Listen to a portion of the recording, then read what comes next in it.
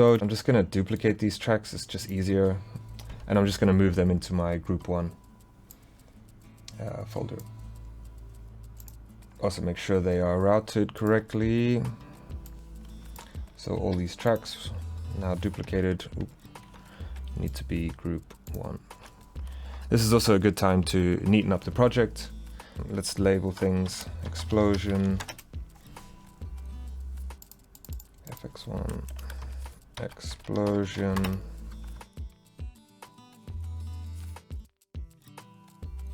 Cool.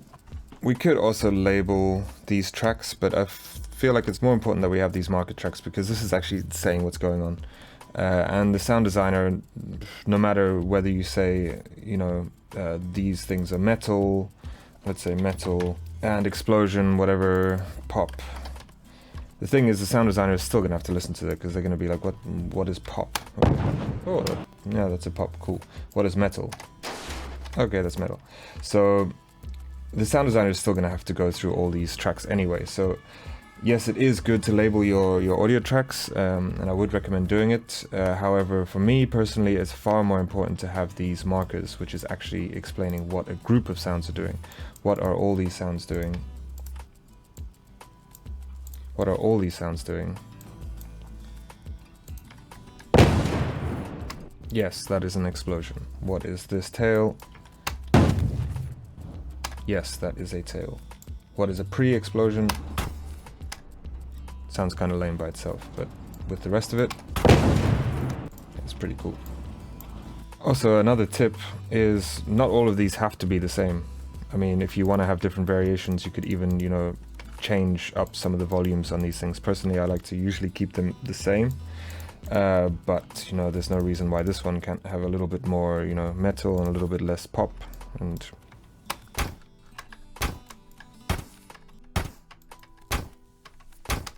let's see what this one sounds like. Maybe this one has a bit more magic.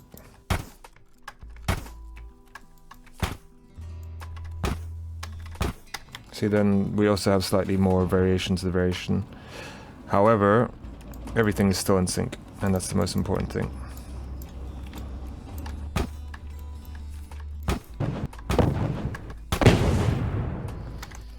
Okay, so back to debris. The first thing we need to think about is how big this explosion is. So I've been trying to make an explosion that sounds large. So therefore there's going to be big rocks, big lumps of earth being chucked into the ground.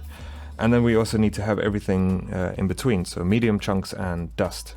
The great thing about having all these different layers is, again, when we start doing distant explosions, we can just start removing some of these layers slowly by slowly, so we can, you know, have the dust be heard when the explosion is really close to you. As it gets far away, we can only have the, like, big thuds and medium-sized rocks. And then once you get super far away, perhaps you don't hear anything, perhaps you only hear a few boulders. So we're always thinking about how we're gonna create all the sounds we want to generate, not just the current sound. And for that, we need to have small and big sounds. Alright, so again, I've just dragged in a whole bunch of samples, all the ones that I like. There's probably far too many, I don't want to use all of them. But going on what I said earlier, let's see which ones will be the best fit. So that just sounds like one rock. Perhaps it's not the best idea. I actually like that thud impact. It could be pretty cool to sort of amplify the impact of the explosion. So I'm going to put this in the maybe pile and just whack that there. Also, I'm going to mute it for now. I also like the sound, but we have a lot of bass already in the explosion, so I'm not sure we need this extra.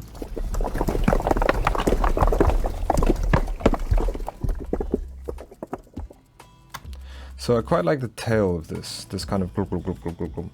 So I'm going to put that there.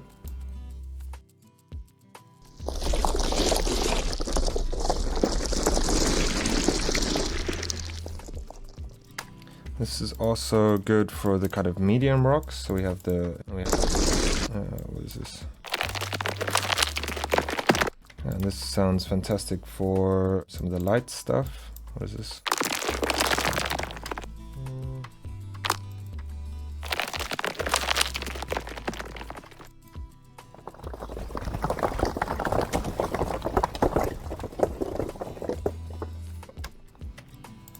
Now we can use this tail as well as a layer.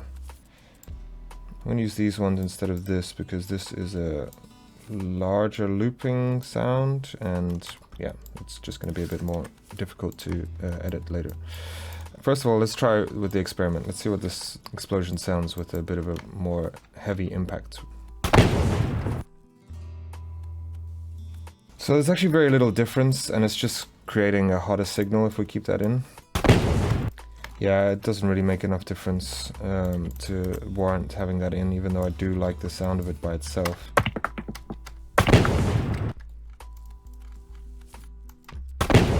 So to actually get that to work without it peaking, I mean, all my signals are a little bit hot now, but if I want that to not peak, I have to basically lower the volume so much that it makes it not really worthwhile even having it. Yeah, I'm going to keep that in the maybe pile. So now that we've kept that in the maybe pile, and we're also thinking it's probably best for the transient or the pre-explosion, I'm just going to chuck that up there. Keep it on mute so that if another sound designer comes into the project, they know that I don't want to use it.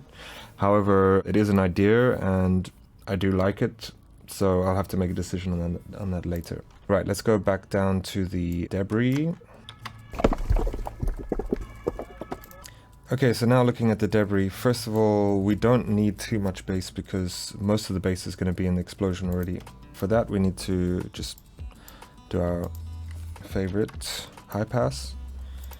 I'm just going to do a generic 100 for now, get that sub bass out of there. For big rocks, that sounds pretty cool. Then the next one.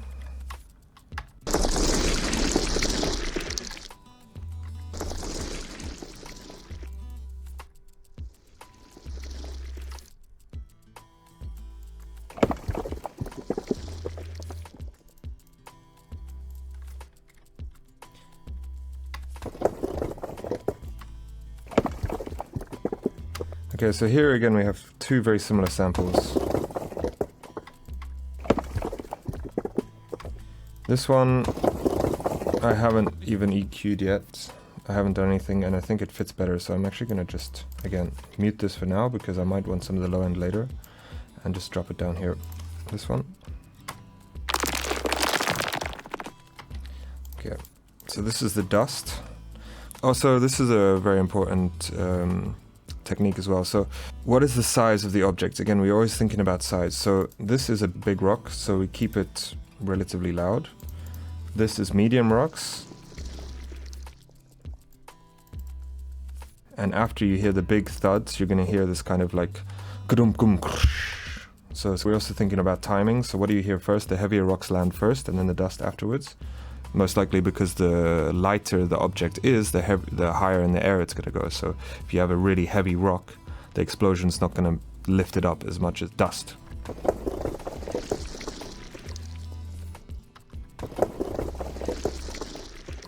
And then the last one.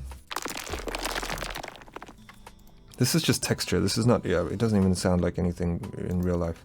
So again, I'm just going to put this super quiet. And I'm also actually just going to take off any lows that I don't need from this. Okay, you see, so I actually do like that bass now. It's a little bit too strong. Let's just take this and drop it to maybe, let's say 60. Also just going to put a shelf here a little bit, because I want the frequencies to stay, but they're just too loud. Cool, so now we've mixed the debris. Let's see how that sounds in relation to the explosion. Alright, so the debris is far too loud. The explosion is supposed to be the most terrifying thing, and here there's rocks landing, you know, right on my ear holes. So everything just needs to be dropped quite drastically. Too much.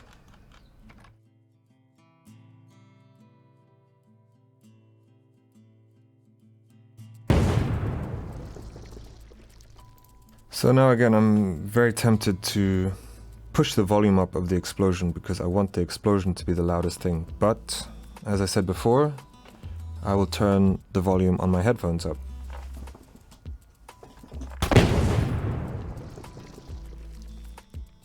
and it sounds much better. So just remember, if you want something to sound louder, don't always keep turning the volume up. As we can see, it's already peaking here. So just turn your headphones up, because once we're playing the game where there's something to reference against, so for example the ambient sounds or the gunshots or the footsteps, this is going to sound super loud, so do not keep turning the gain up. Cool, so that is the debris.